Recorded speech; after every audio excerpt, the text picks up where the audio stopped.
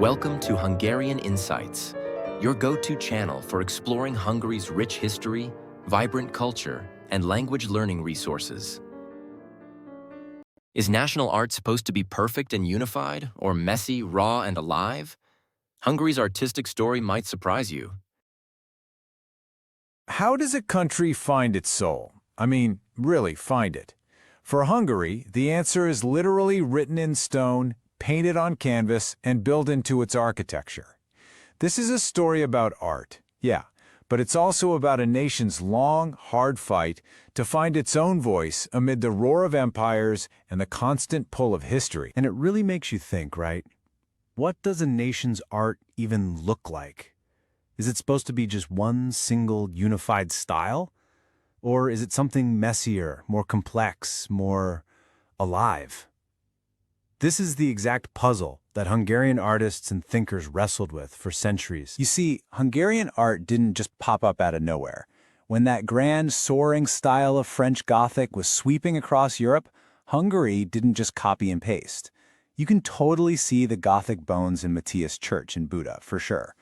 But when you look closer, you see it's been adapted, tweaked, given this unique local flavor.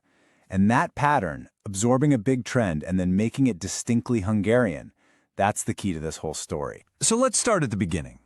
We're going to see how, for a long time, Hungarian art was really an echo of what was happening elsewhere in Europe.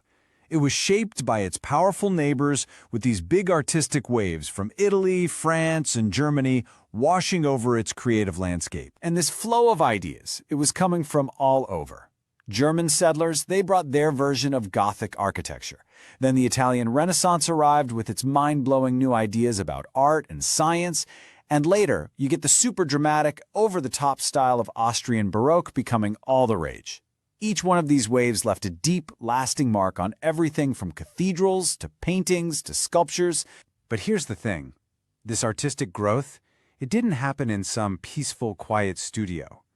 The whole quest for a Hungarian identity was constantly being challenged by a history of, well, interruption. A story of brutal and relentless disruption. I mean, just listen to this quote. Think of a culture like a carefully tended garden. The Mongol invasion in the 13th century wasn't just a bad storm, it was a fatally powerful cyclone. It just ripped everything out of the ground. It was the first of these huge catastrophes that would force Hungarian art to basically start over from scratch, again and again. And wow, it did not stop there. After the Mongols, you have 150 years of Ottoman rule that literally tore the country into three pieces.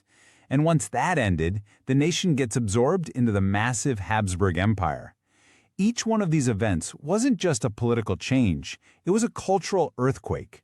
It completely altered the artistic world and brought all these new pressures to conform. So, what happens to art when a whole nation is just trying to survive day to day? Well, it can become, as one source puts it, crude and rough. In pieces like the tomb of George Sukhost, you can almost feel the chaos of the times. There's no luxury, no time for refinement.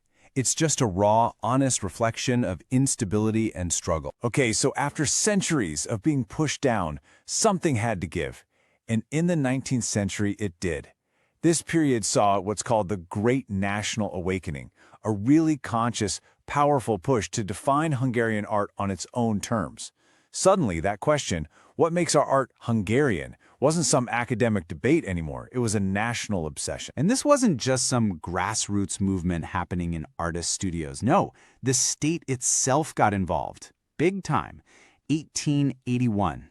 That's the year to remember. A huge law was passed to protect and restore national monuments. And this was so much more than just fixing up old buildings. It was a statement. It was the government investing serious money in forging a cultural identity. And they had a clear plan, like a recipe for making national art. First, the government started throwing a ton of money at artistic projects. Then they sponsored promising artists with scholarships and held these big competitions for historical paintings. They bought up huge private art collections to create a national gallery, and they poured money into restoring historic sites. It was this very systematic, top-down effort to build an identity. And artists like Munkácsy Mihály, man, they stepped up. They became national heroes. His massive, dramatic, historical paintings were exactly what the country was craving, a grand art that told the nation's story with passion and fire. He was basically creating the visual mythology for Hungary, and people loved it. But here's where the story takes a really fascinating turn. Just as this big, grand, national style was hitting its peak, a whole new generation of artists came along, and they started forging a modern voice. They had this huge realization.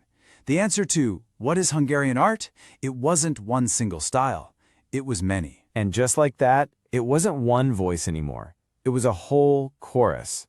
In architecture, you had Lechner, who was blending modern Art Nouveau with ancient Hungarian folk designs.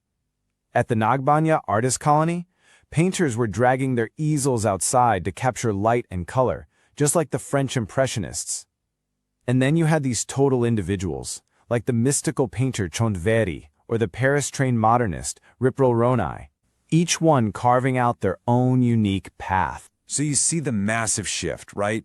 On one hand, you have the old 19th century dream, a single, unified, historical, grand art. But the new reality? It was a whole spectrum of expression. It was about confidently grabbing all these different European movements and stamping them with a uniquely Hungarian character. And so a new Hungarian art was finally born. After this long, really difficult journey, the nation's artistic soul was found. And it wasn't in uniformity. It was in this confident, incredible diversity. Remember that mission statement from earlier? Our art will only be truly Hungarian if the nation's individuality finds true and captivating expression. What started out as this hopeful challenge in the 19th century had, by the 20th, actually become a reality. That captivating expression was finally being heard loud and clear. So, in the end, the quest didn't lead to some simple formula. There was no checklist for making Hungarian art. The answer was a feeling. It was the spirit, the confidence, the unique perspective that these artists brought to all the great international movements of their time. That was the soul they had been searching for all along. Which leaves us with one last thing to think about. We've seen how Hungarian art tells the story of its nation's journey. So, if a nation's art really is its autobiography, what story is the art all around us telling about us?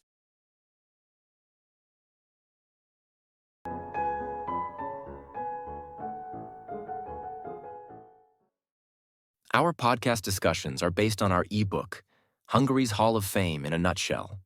History, literature, art, music, science, sport. Scan the QR code or check the link in the description to download your copy of Hungary's Hall of Fame in a Nutshell. As a special bonus, you'll also receive the Illustrated Companion, featuring over 100 detailed illustrations to visually enrich your understanding of the book's content. Thank you for watching.